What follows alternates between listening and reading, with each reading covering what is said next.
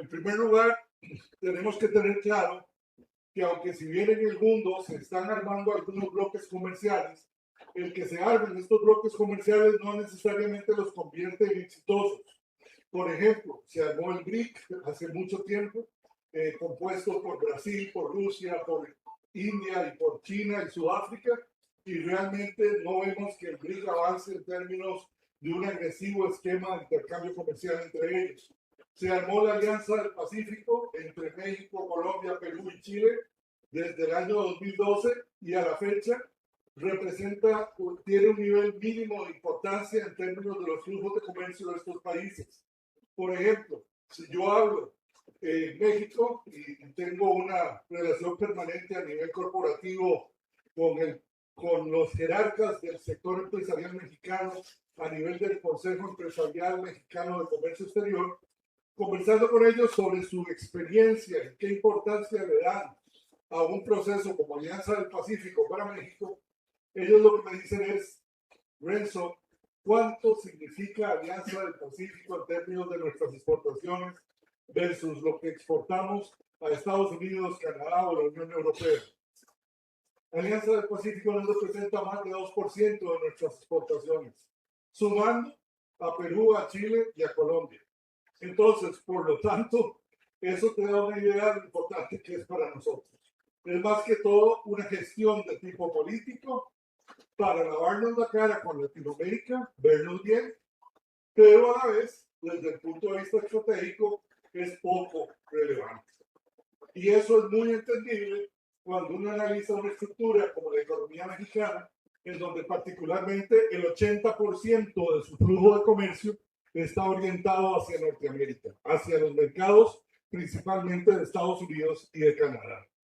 Entonces, aquí nos han querido venir a vender la idea de que como el mundo está en un problema grave de guerra comercial liderado por las potencias económicas de China y de Estados Unidos, entonces tenemos que escoger otro bloque a ver a dónde nos metemos para poder sobrevivir. Sin entender que la competitividad del país no depende de en qué bloque esté usted, sino la competitividad del país depende de con quién usted se asocia, qué complementariedad tiene la economía suya con el socio con el que se está integrando, y eso es lo que en realidad puede determinar si usted va a tener oportunidades de mercado, si va a tener flujos crecientes de comercio, o si más bien lo que va a hacer es un harakiri y poner en un problema complicado de sobrevivencia a sus sectores productivos. Entonces, como resultado de esa situación, tenemos claro de que la solución no está en meternos en el Transpacífico, porque desde el punto de vista comercial, y aquí lo podemos ver, desde el punto de vista comercial, el Transpacífico representa muy poco en términos de flujos de comercio de nuestro país. ¿Qué representa para Costa Rica el Transpacífico en materia de exportaciones? Sumando a todos los países miembros, únicamente representa un 6.86% del total de nuestras exportaciones al mundo. Eso es algo realmente irrelevante. Y no vamos a entrar a competir y abrir todos nuestros mercados exponiendo todas las exclusiones que hemos negociado con 6 de los 12 miembros del Transpacífico, cuando los niveles de intercambio comercial que yo tengo con Chile no llegan ni al 0.5%, cuando mis niveles de intercambio comercial con Australia apenas llegan al 0.22%, o cuando mis niveles de intercambio comercial con Nueva Zelanda no representan ni el 0.04%. Entonces, ¿qué me dicen estos números? Estos números me dicen que nuestras posibilidades de competir en un bloque de esta naturaleza son muy reducidas. ¿Por qué?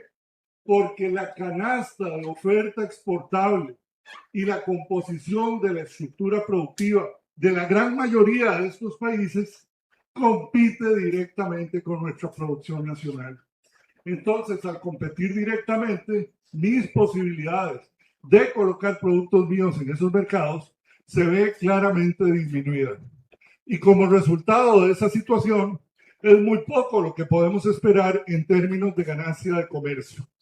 Por esa razón, es que el entrar a un bloque no es la solución a nuestros problemas de desarrollo. Si nosotros analizamos la composición de la oferta exportable de Costa Rica, vemos que nuestro principal socio comercial son los Estados Unidos, con un 45%. A eso le sumamos la Unión Europea con un 22%. Y después integramos a el caso específicamente de Centroamérica, con otro 20%. Ya ahí tenemos un 85% de nuestra oferta exportable colocada en el mercado mundial. De forma tal que los niveles de participación que el país tiene en los otros bloques o en las otras regiones es muy pequeño. ¿Y por qué es pequeño? Porque básicamente no somos competitivos y nuestras ofertas exportables son muy similares a las de esos socios comerciales con los que hemos negociado tratados de libre comercio. Entonces, ¿qué pasa? Yo no puedo creer, como experto en comercio internacional, que las cosas van a variar para entrar al Transpacífico si yo ya tengo tratados de libre comercio con 6 países de los 12 países que son miembros del Transpacífico. Ya Costa Rica tiene 6 tratados de libre comercio vigentes con Canadá, con México, con Perú, con Chile, con Singapur y con el Reino Unido. Entonces, si ya yo tengo tratados de libre comercio con ellos y las condiciones de apertura comercial están abiertas, lo único que está excluido es la canasta de los sectores productivos agropecuarios sensibles que el país ha protegido en cada una de esas negociaciones comerciales. Entonces, ¿qué ocurre? Que si yo entro al bloque del Transpacífico, ¿qué voy a ganar? No voy a ganar nada, no voy a tener mejores condiciones de acceso, porque esas condiciones de acceso ya las tengo libres. Ya entro con 0 arancel a todos esos mercados. Y a pesar de entrar con 0 arancel a todos esos mercados, toda la parte de bienes industriales que el país puede exportar no tiene posibilidades de competir, dadas las múltiples restricciones y la ausencia de políticas de apoyo a la producción nacional sobre el régimen definitivo que el país viene padeciendo desde hace muchos años.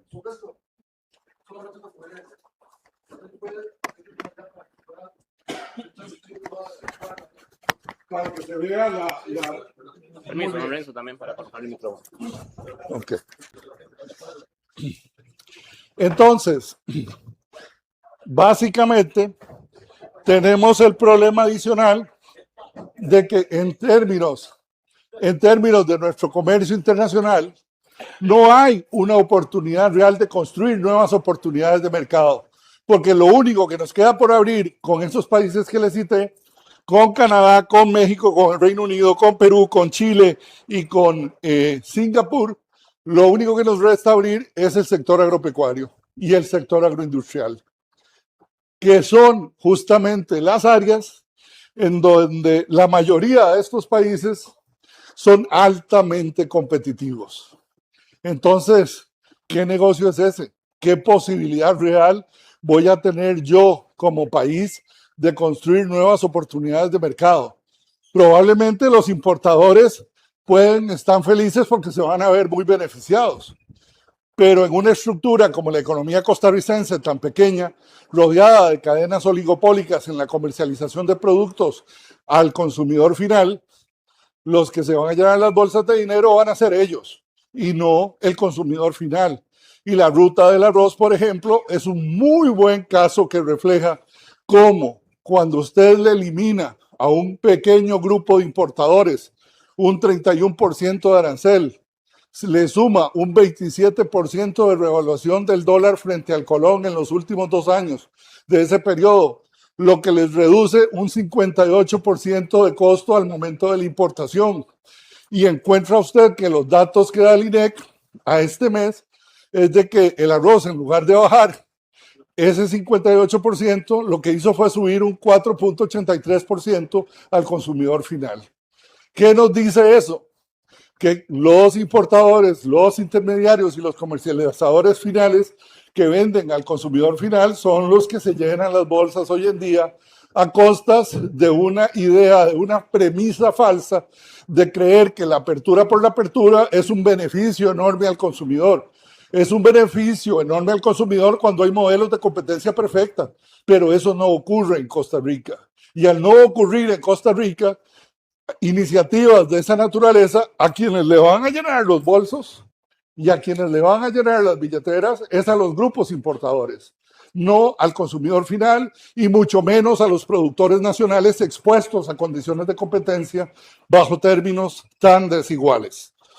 Entonces, visto el hecho, tenemos entonces que analizar qué implicaciones tiene este proceso en términos de Costa Rica.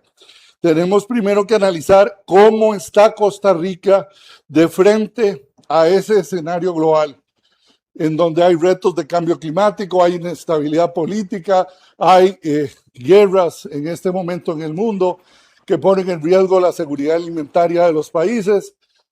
Y en un entorno tan incierto, estamos renunciando con este tipo de acciones a la seguridad alimentaria del país. ¿A cambio de qué? De favorecer a 4 o 5 gatos que son los que se llenan las bolsas con las importaciones. ¿Eso tiene sentido? Yo no le veo mucha lógica.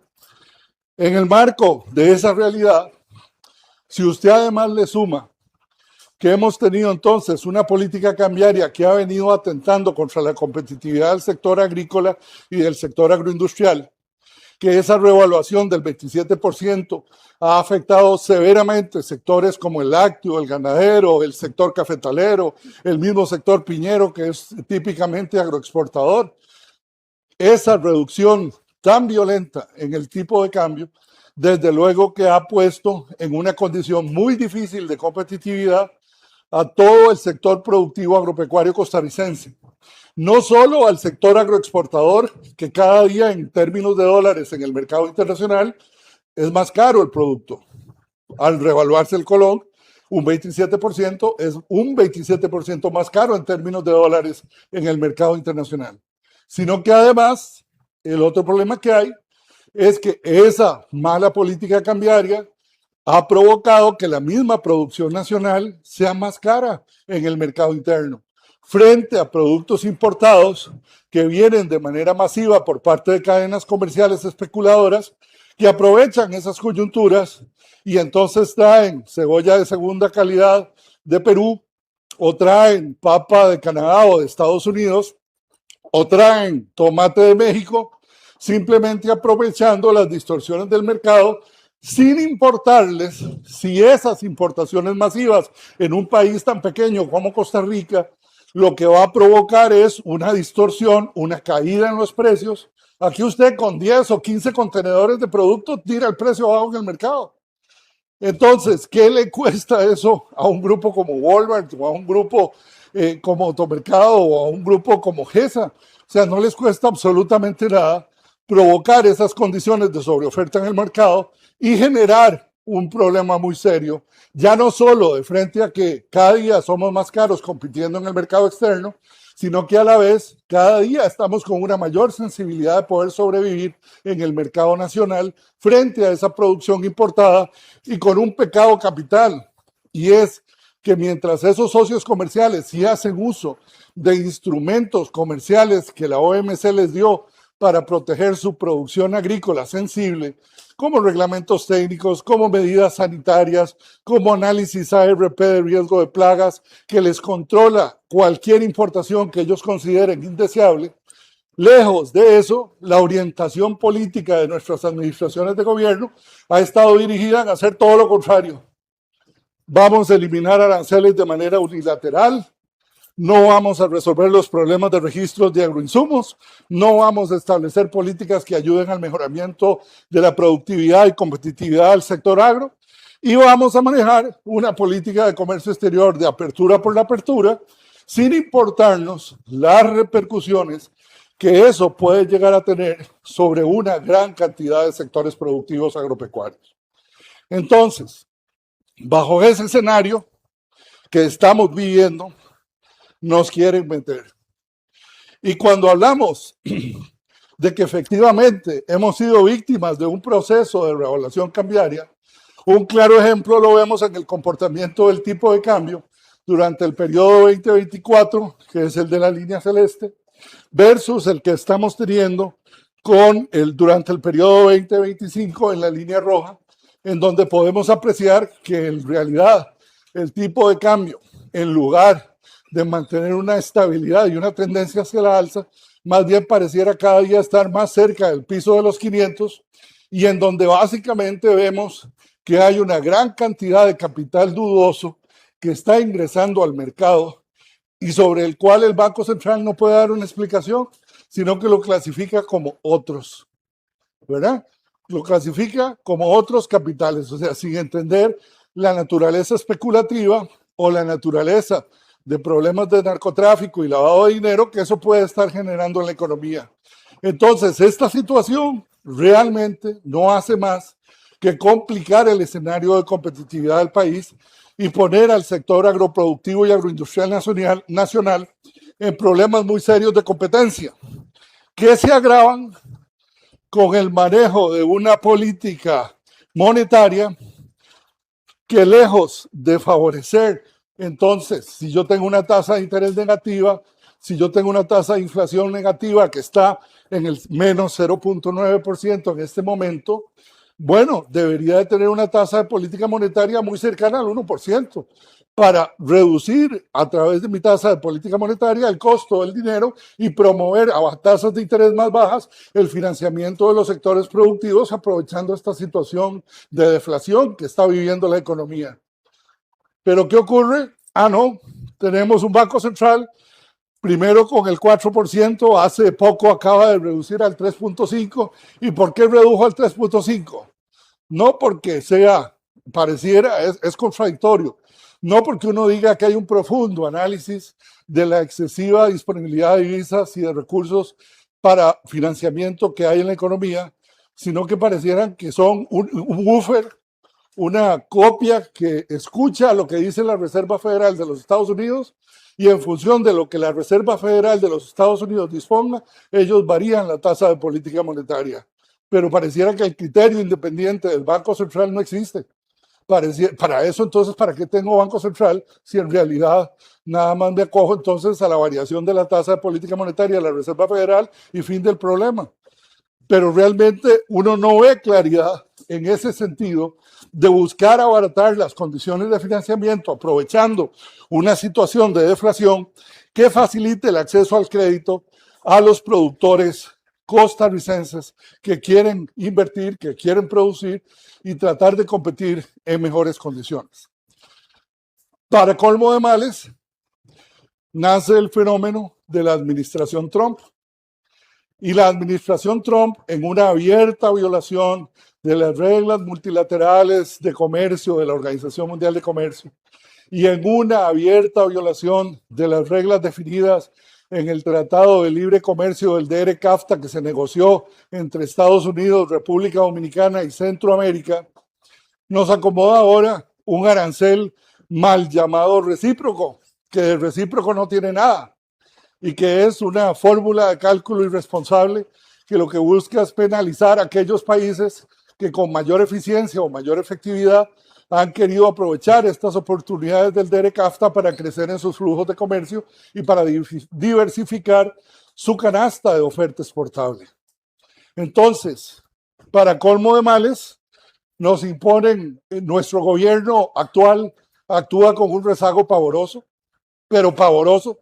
Yo no entiendo cómo no entienden que cuando usted tiene que atender intereses comerciales y usted está en el mundo de los negocios, lo primero y lo prioritario es tener usted las mejores relaciones posibles con su principal socio comercial. Su principal socio comercial es clave. ¿De qué le sirve ir a abrir el Transpacífico, ir a extender y desgastar el equipo negociador en un montón de rondas por todo Asia, si en realidad aquí lo prioritario es esto? Y eso lo entienden muy bien, por ejemplo, los mexicanos. Vieran que lo entienden muy bien. Porque cuando vieron venir esto hace más de 10 meses, Marcelo Ebrard se fue a vivir prácticamente 3 meses a Washington. Contrataron una firma legal de primer nivel para hacer lobby, tanto ante el Senado como ante el USTR y apoyar las tesis del gobierno mexicano. ¿Y eso qué logró? Logró que hoy México tenga que pagar un 0% en el arancel del 95% de sus exportaciones que están en el TEMEC. ¿Y qué provocó de manera adicional? Provocó que solo paguen aranceles hoy en día sobre acero, aluminio, vehículos en los componentes que no tienen contenido estadounidense y un 17% de arancel por una salvaguarda en el tomate. Punto. Entonces, ¿cuánto paga el resto de la región? Guatemala está pagando un 10, Honduras un 10, El Salvador un 10, Colombia, que es un gran competidor nuestro en términos de oferta exportable, paga un 10 y Costa Rica un 15. Y lo peor es que el gobierno hasta hace pocas semanas se reunió con el sector productivo empresarial del sector agro para decirles, miren señores, estamos muy preocupados con esto de Estados Unidos. 10 meses después, estamos contratando una firma de lobbyismo especializada que nos ayude a trabajar en Washington. 10 meses después. Y cuando ven que tenemos problemas muy graves, como lo es la amenaza reciente que acaba de tirar la administración Trump, de probablemente ver la viabilidad de establecer un arancel extraordinario del 100% sobre las exportaciones de dispositivos médicos que ni más ni menos representan 9.500 millones de dólares de nuestros 23.000 millones de dólares de exportaciones al año pasado. Ah, caray. Entonces, ¿y eso? Entonces, como ustedes pueden ver, hay un desenfoque en el término de la responsabilidad de las acciones del Ministerio de Comercio Exterior pavoroso, porque en lugar de concentrarse en lo que nos puede matar realmente y que puede cuestionar y poner en una severa crisis el modelo exportador del país de las últimas décadas, en lugar de ver esto, no lo ven y se han concentrado en buscar una inclusión en un bloque que no le abre oportunidades nuevas de diversificación de comercio al país, lo que lo hace más grave. Entonces, en el marco de esta realidad, ahora surge un anexo 3 nuevo en donde los Estados Unidos dicen, para minimizar el efecto, vamos a crear un esquema de trato arancelario especial de 0% de arancel para socios alineados. ¿Qué significa eso?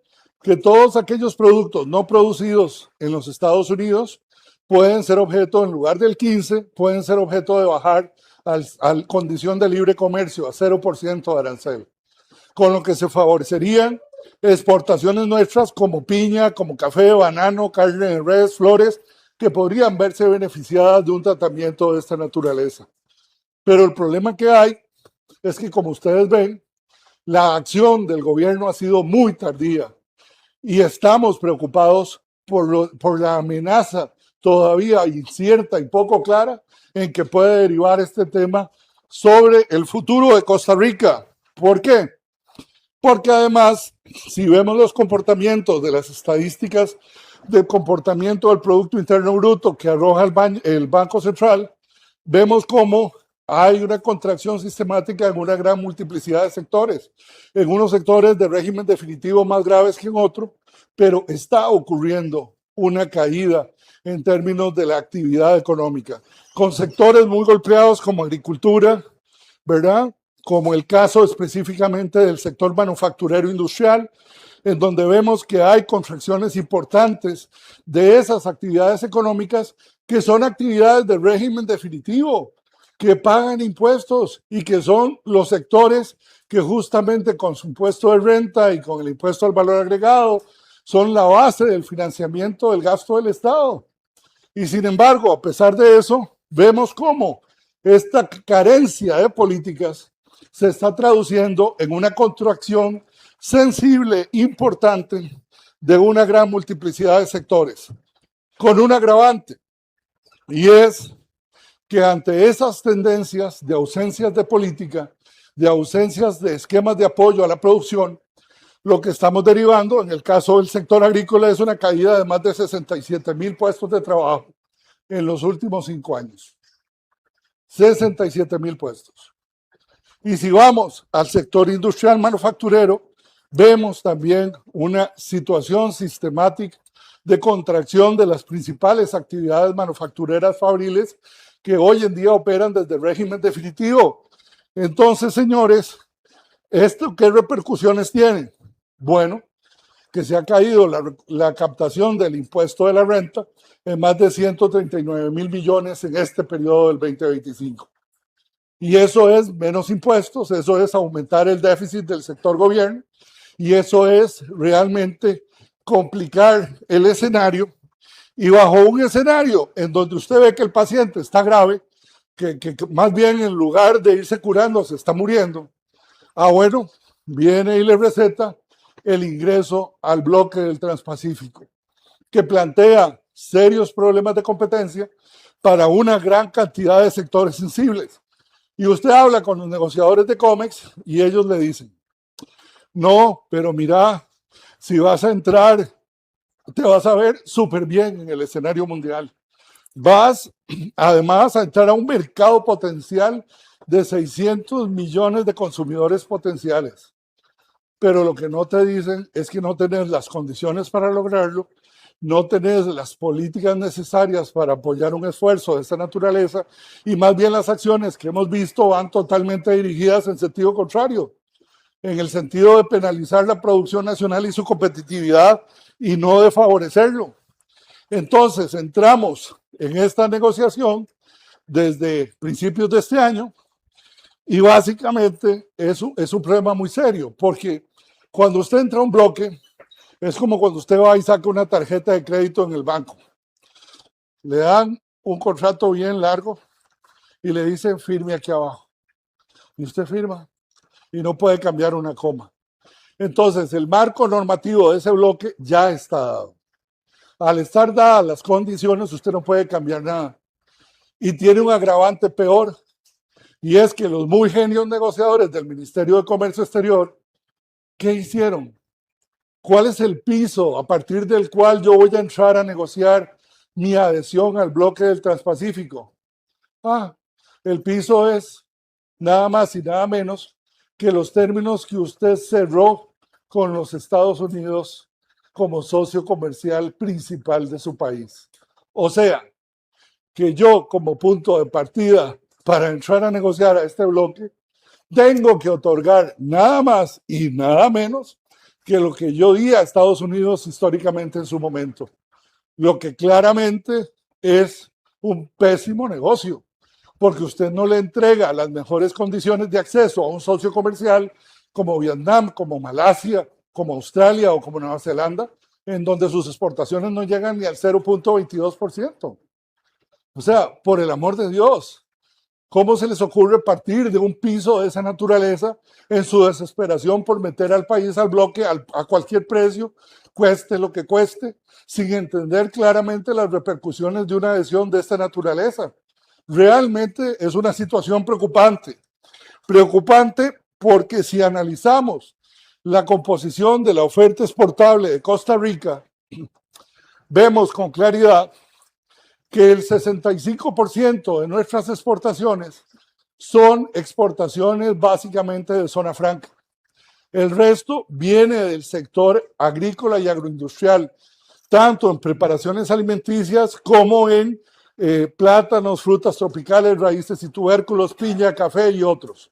Entonces, realmente, la participación de nuestro sector agropecuario y agroindustrial es muy importante en la cadena de oferta exportable.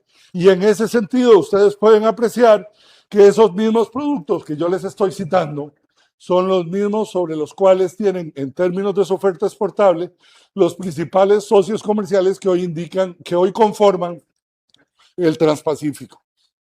Irle a vender tubérculos usted a Vietnam, se le van a quedar viendo y arrugando la cara, ¿verdad? Porque realmente no entienden qué llega usted a hacer ahí.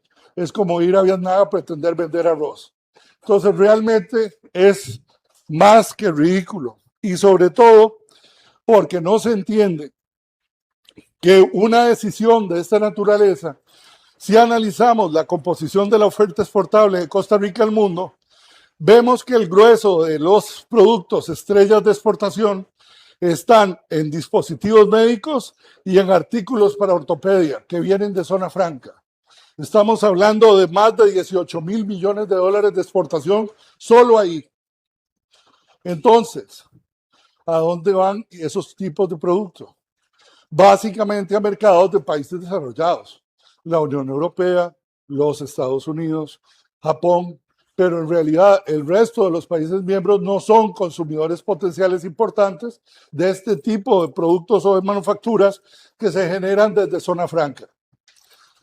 Con el hecho adicional de que donde están nuestros productos estrellas del sector agropecuario, lo que tenemos es que vamos a ir a exportar o tratar de exportar lo mismo que ellos producen y que entonces, en términos de cercanía geográfica, a ellos les resulta mucho más fácil suplir. ¿Por qué costa? Desde luego, no solo suplirlo por cercanía geográfica, sino que además lo pueden suplir porque son más competitivos, porque tienen menores costos de producción y porque además de eso, por ejemplo, aceite de palma, Malasia es el segundo productor de aceite de palma del mundo. Con una cercanía geográfica ahí en el Asia, él tiene una ventaja comparativa para entregar productos que nosotros nunca vamos a poder aprovechar.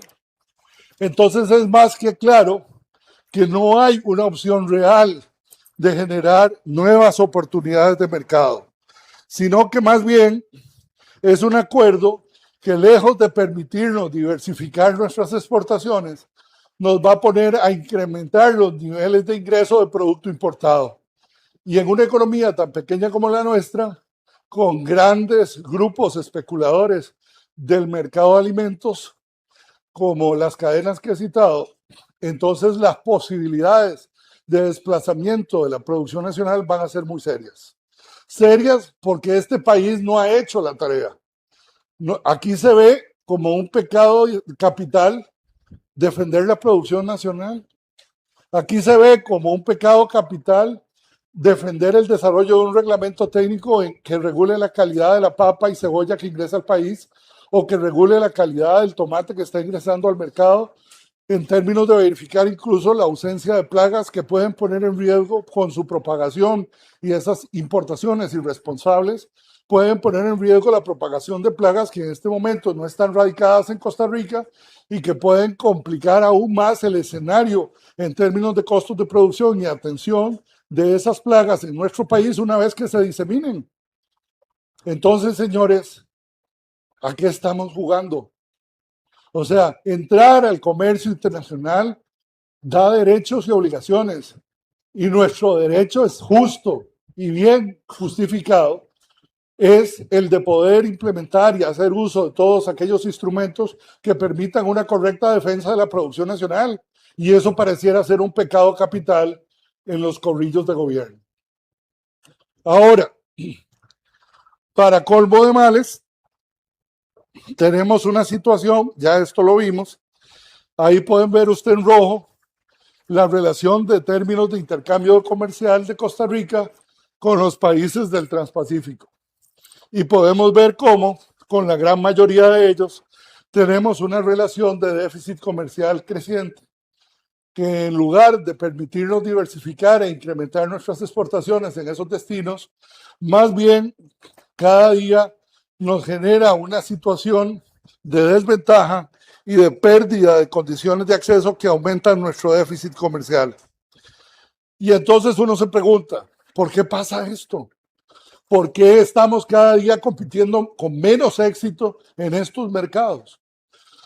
Bueno, cuando usted tiene una ausencia de una política transversal de apoyo a la competitividad y a la productividad que en realidad esté dirigida a potencializar las condiciones de producción de los sectores productivos del agro y la agroindustria, ya ahí tiene una razón de por qué no ocurre. Cuando usted tiene una política de comercio exterior que desconoce la realidad productiva y la crisis que está viviendo el sector agropecuario nacional, ahí tiene otra variable que cuenta. Cuando tiene altos costos de producción que nos colocan debido a nuestras cargas de seguridad social y a nuestros costos de producción en agroinsumos, no es posible que yo tenga que un floricultor de Llano Grande de Cartago use un producto que se llama Vertimex, y para usar ese producto, ese agricultor de Cartago paga 100,000 colones el litro de Vertimex. ¿Sabe cuánto paga un productor colombiano de flores en la región del central de Bogotá, en Cundinamarca? ¿Saben cuánto paga por ese mismo litro? 30,000 colones. No puede ser. No puede ser. Bajo esas condiciones venimos a criticar a nuestros agricultores. Eso se llama estar desasociados totalmente de la realidad de nuestra actividad productiva. Eso se llama no tener una claridad de cómo mejorar los costos de los insumos, cómo mejorar costos de energía, cómo mejorar aspectos como el seguro de cosecha, en donde cualquier productor con seguros de cosecha en Perú, en Chile o en México cuenta con un suculento subsidio de parte del Estado. En México y en Chile, el Estado cubre un 40% del costo del seguro de cosecha. En Perú, el 60%. En Costa Rica, no existe. Entonces, señores, nos están poniendo a competir como cuando lo mandan a usted a un partido y le dicen, sí, quítese los zapatos, usted va descalzo. Y los otros majes andan con unas Nike de último modelo, ¿verdad? De las que usó Mbappé el fin de semana pasado. ¿Ah? ¡Qué bien! Vamos a competir así de bien. Esa es la realidad que está viviendo el sector productivo nacional. Y por otra parte, si además sumamos que en materia de política cambiaria esta revaluación nos ha afectado de manera severa, encareciendo nuestros costos internos de producción, y además tenemos un puerto de Caldera inservible, colapsado, carísimo, que tiene un problema muy serio que encarece nuestros costos logísticos, que es nuestra única ventana al Pacífico. No tenemos otro lugar más a donde ir si no es a través de Caldera al Pacífico para atender nuestra participación eventual de exportaciones al mercado de Asia. Entonces, ¿de qué estamos hablando? Estos señores del Ministerio de Comercio Exterior, les aseguro que son teóricos de escritorio que ni siquiera se tomaron la molestia de ir a preguntar cuántos días de tránsito podía durar una exportación de producto fresco de piña al mercado de Japón o al mercado de Vietnam o al mercado de Malasia. Ni siquiera esa molestia se tomaron, sin entender que hoy en día, para que un producto fresco de esas características, banano, piña, que son nuestros productos estrella, puedan llegar a estos mercados, requieren de tiempos de tránsito no mayores a 22 días. ¿Y saben ustedes cuánto está durando un contenedor para salir de Caldera, pasar por Manzanillo en México y de ahí ser reembarcado hacia el Asia? 45 días. Bajo esas condiciones no podemos competir. No podemos competir, estamos fuera del juego. Por eso don Abel Chávez ha sido presidente de Canapep, ha sido tan enfático en señalar que ni siquiera el sector estrella agroexportador nuestro, como es en la piña, tiene una posibilidad real de llegar a estos mercados. Pero yo creo que esas molestias ni siquiera se las han tomado. Y si además tenemos que en términos de costos de mano de obra, nuestros salarios mínimos son los más altos de toda Latinoamérica en este momento, entonces es donde uno entiende por qué estamos con problemas también sumados de competitividad. Y por eso una empresa como Intel o una empresa como Oxford, fabricantes de semiconductores, tomaron la decisión estratégica de reducir sus costos de producción. ¿A dónde los redujeron? Los redujeron en el país donde les resulta más caro producir. Entonces, cierran las plantas de operación en Costa Rica para trasladarlas a Malasia y a Vietnam, donde les cuesta una tercera parte de lo que cuesta operar en Costa Rica. Esa es la realidad, señores. Hay que abrir los ojos, ver exactamente qué es lo que está pasando, porque las compañías multinacionales, y se los dice alguien que ha convivido y trabajado con ellas por años, las compañías multinacionales en última instancia tienen un único objetivo que persiguen, y es rentabilidad, menor costo, eficiencia. Y si no lo tienen, y si hay otros que se lo ofrecen mejor, pues se van. Tan simple como eso. Entonces, en el marco de este contexto, realmente creemos que tenemos muchas debilidades. Debilidades en materia normativa, en el uso de mecanismos de defensa comercial, poca capacidad del gobierno en términos de vigilancia de mercado, tanto de la vigilancia de carácter fitosanitario como de inocuidad. Hay problemas muy serios, carencias muy serias y permisividad como instrucción desde el jerarca para abajo para que el servicio fitosanitario del Estado maneje low profile, bajo perfil. No se jodan mucho, no se desvinculen, no se desgasten mucho en controlar importaciones. Complazcan, digamos, al sector importador y autorice usted cuando solicitud de importación le llega, autorícela sin ningún problema, sin hacer análisis adecuados y actualizados de ARPs, de análisis de riesgo de plaga, que realmente le den a usted la credibilidad de si efectivamente no hay un nivel de riesgo efectivo presencial en autorizar importaciones de ciertos productos frescos hortícolas de ciertos mercados. Eso no existe. En cambio, en el resto de los países que son miembros del Transpacífico y en esos países que además son socios comerciales nuestros desde hace muchos años con los tratados de libre comercio vigentes, ellos sí lo aplican.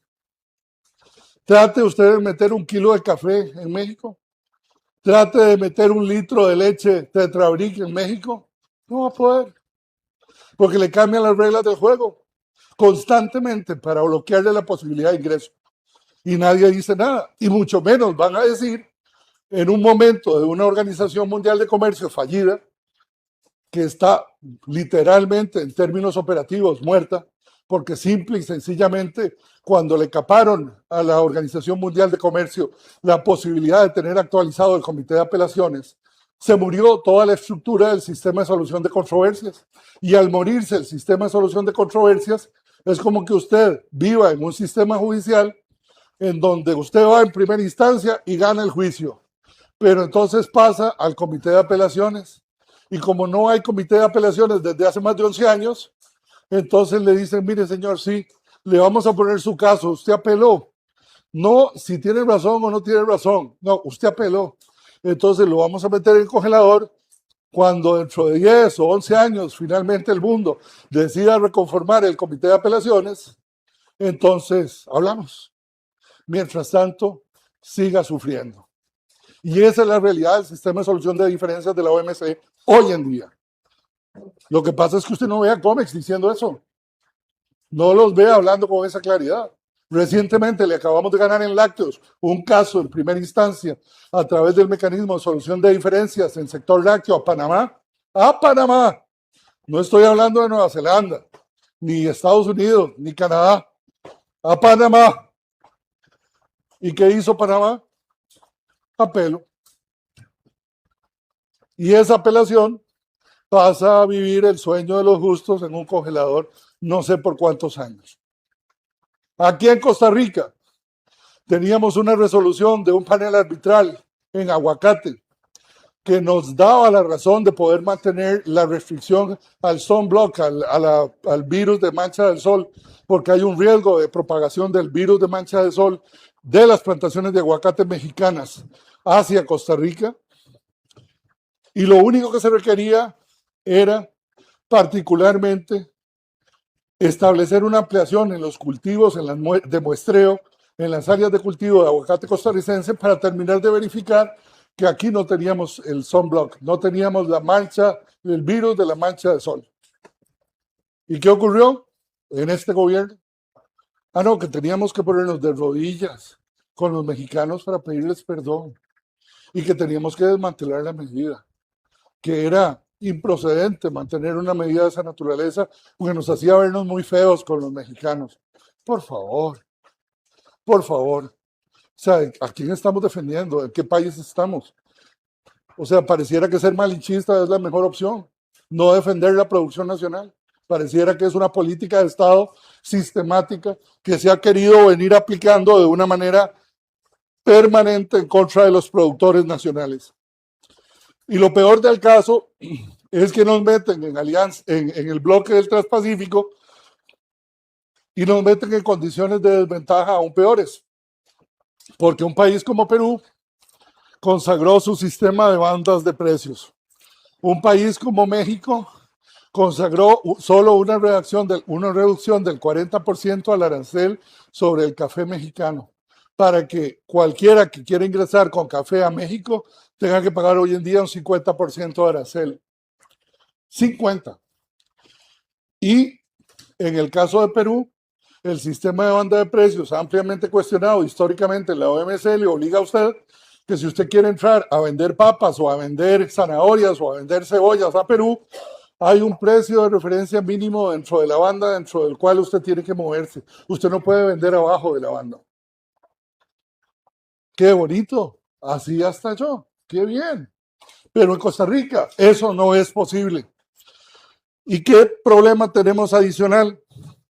Que de manera extra, para colmo de males, ese relajamiento en los controles fitosanitarios del país particularmente está complicando efectivamente el escenario de Costa Rica y complicando efectivamente el escenario de lo que podemos esperar en términos de protección en materia de inocuidad y de protección fitosanitaria frente a plagas tremendamente peligrosas que hay en tomate, en papa y en cebolla.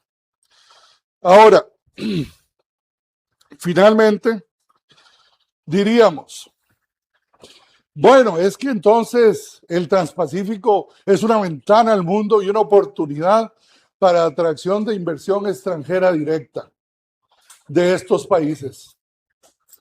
La inversión extranjera directa que Costa Rica ha recibido a través de los 6 países con los que tenemos tratados de libre comercio no llega al año 2023 a 13 millones de dólares en un año. Y con los otros países con los que no tenemos tratados de libre comercio, no llega más allá de 8.5 millones de dólares. ¡Wow! ¡Qué ventana más grande de oportunidades vamos a tener para atraer inversión extranjera directa! Con un agravante, y es que en un bloque de esta naturaleza, usted no solo abre un libre comercio y un arancel externo común, sino que abre la puerta a la libre movilidad de tránsito de personas y de inversiones en toda dirección entre los países miembros. Lo que en realidad veo yo es una situación de pocas oportunidades realmente para el país y de sí ver mucha migración, mucha de ella no necesariamente deseada. Y si analizamos economías de escala, ¿qué encontramos en materia de economías de escala? En café, Costa Rica exporta 344 millones de dólares al mundo. En café, Vietnam exporta 4.000 millones de dólares de café al mundo y Perú 1.100 millones de dólares al mundo. Pero más allá de eso, el café vietnamita es café robusta, que es un café que oscila entre un 40 y un 60% más barato que el café arábigo que produce Costa Rica. De forma tal que ellos tienen una regla de origen para café que les permite que con solo usar un 40% de café robusta, barato, de bajo precio, pueden utilizar café de cualquier parte del mundo, armar mezclas y venir a competir aquí en una condición de ventaja de precio total, porque aquí la industria torrefactora nacional está estrictamente obligada al uso de café de tipo arábigo y no a mezclas con cafés robustas. Entonces, ¿de qué estamos hablando? Bueno, de un problema de competencia muy desigual que realmente puede poner incluso en riesgo la imagen de calidad del buen café de Costa Rica en el resto del mundo, principalmente en los mercados de Japón, Estados Unidos o la Unión Europea, que es a donde canalizamos nuestras principales exportaciones de café de mejor calidad. Aceite de palma, exportamos 185 millones. Malasia exporta 3.000 millones de dólares anuales. En el caso de preparaciones alimenticias, exportamos 943 millones. Singapur exporta 6.000 millones, Nueva Zelanda 723. En carne bovina deshuesada, exportamos 110 millones. Nueva Zelanda exporta al año pasado 2.030 millones y Australia exporta 8.961 millones de dólares anuales de carne bovina deshuesada. De eso estamos hablando, de un 0% de arancel de esos países que al entrar en el Transpacífico, ¿qué problema tienen? Que mucha de esa carne no va a ir entonces a Estados Unidos por la política arancelaria del, perdonen el calificativo, pero por la política arancelaria del loco de Trump, realmente ya nadie sabe qué esperar. ¿Cuál será el arancel de la próxima semana? Entonces, en el marco de ese contexto, Trump tiene aranceles selectivos aplicados a estos países más altos que los que tenemos nosotros en términos del 15%. Entonces, ¿qué va a ocurrir? Que si yo no puedo vender en Estados Unidos, tengo que diversificar e ir a vender a donde me reciban, a donde yo pueda, como nos ha ocurrido recientemente en la crisis de importación del tomate mexicano. Aquí tomate mexicano nunca venía y ahora nos inundaron hace más o menos un mes y medio. ¿Por qué? Porque los Estados Unidos impuso un arancel del 17%. Y como Walmart México tiene sus cuarteles generales en México para todo Centroamérica, encontró una muy buena oportunidad para traer tomate mexicano, que ahora no solo se vende en Costa Rica, sino también en Canadá. Producto de esa política arancelaria que está penalizando la competitividad de muchos países miembros del Transpacífico y que van a tener que buscar los nichos de mercado donde puedan colocar esos productos, con una afectación directa de nuestra producción nacional. Si vamos después, arroz, nosotros exportamos muy poco, apenas $9,000 de algunos arroces que son especialidad. Vietnam exporta más de $2,250 millones con más de 5 millones de toneladas métricas de arroz pilado por año al mundo. Entonces, bajo ese escenario, cuando un país como Costa Rica consume que 350,000 toneladas, más o menos, ¿qué podemos esperar? Con un país que tiene un costo de producción mucho menor y que en materia de arroz pilado es un arroz de una calidad relativamente bastante aceptable. En el sector lácteo, exportamos alrededor de 97,768 miles de millón de dólares a Centroamérica principalmente y el Caribe. Nueva Zelanda exporta más de 10,837 millones de dólares anuales al mundo. Es uno de los principales exportadores de productos lácteos a nivel mundial. Es tan grande que Colombia, ustedes se preguntarán, ¿por qué Colombia no está en el Transpacífico? Colombia está en Alianza del Pacífico, pero no está en el Transpacífico. ¿Por qué no está? Porque hubo una oposición a muerte del sector lácteo colombiano y del sector hortícola colombiano de oponerse a una inserción de Colombia en el Transpacífico en su momento. Y como resultado de eso nunca ingresaron. Está Perú, pero no está Colombia, que tenía mucha sensibilidad en su sector lácteo, de un sector lácteo colombiano que es 20 veces más grande que el nuestro.